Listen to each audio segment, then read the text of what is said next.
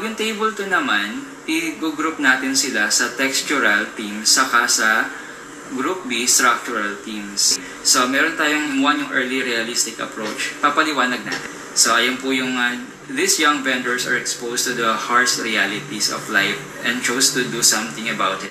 And then, yung short transcription. Okay po, yung mismong sinabi. Siyempre, Tagalog, Englishin natin. 1, 2, 3. Pwede pong magkaiba po yung number niyan base po dun sa significance nung or essentiality nung sagot. Pwedeng si participant number 3 yung mauna. 3, 1, 3, 1, 2. Kasi yung sagot niya yung ano talaga, pinakamaganda. Okay po, or dapat dun sa study natin. So, after nun, maglalagay naman tayo ng isang evidence or citation or proof na yun is dapat talaga sa study.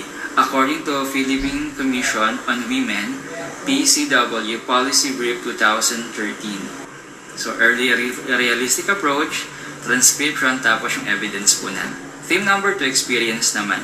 Being under 18, the age where a person should be busy in focus to school only. So, and then, tuloy-tuloy lang yan, yung transcription tapos evidence. Theme number 3, time management. Okay, explanation, yung definition on, and then transcription, and then evidence. Hanggang sa matapos po tayo. Okay po?